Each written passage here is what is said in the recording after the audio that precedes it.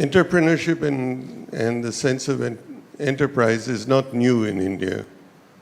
We're a nation of people who have been shopkeepers, small cottage industry managers and owners.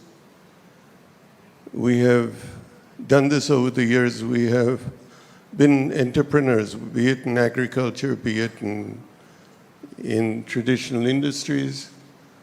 And yet we have not been recognized all over the world as an enterprising country.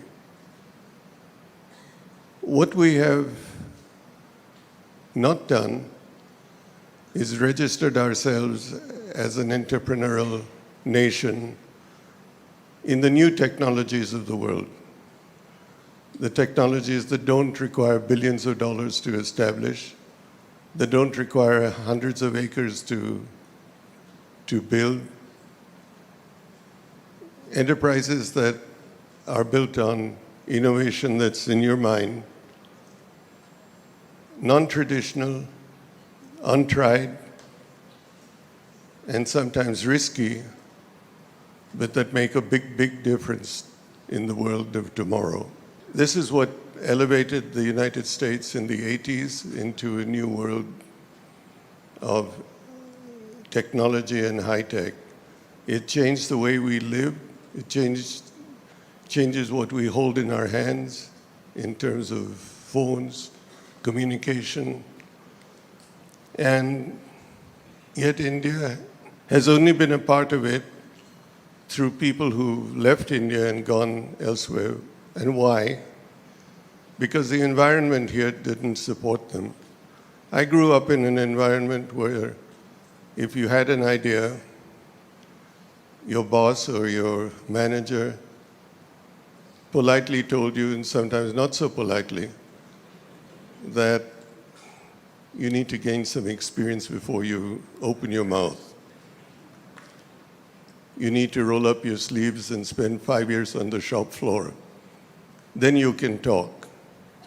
And that's not what enterprise is today. Enterprise today is an ability of someone who may be in his 20s, who has a good idea, and he needs to find a way to implement them. We now have an environment of venture capital that listens to that person, and we have a facility like this to enable that person to try out his idea, to bring it into reality or fruition in a manner that is interdisciplinary, open, and unifying. So this is, in fact, the first look at the new India of tomorrow. Tomorrow, day after tomorrow, etc. Not only in e-commerce, not only in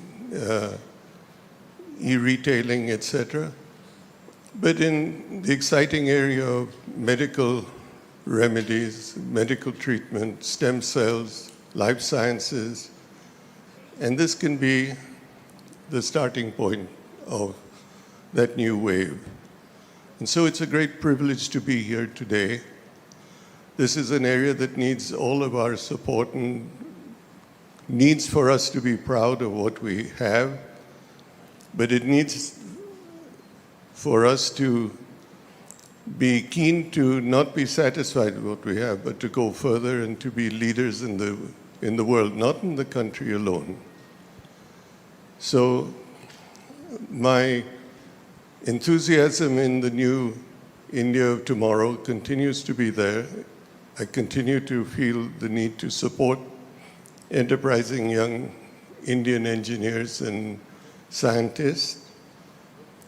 And all of us should be very pleased to play this role and need to support this, because all of us should be keen to unleash the Indian tiger. And we haven't done that as yet.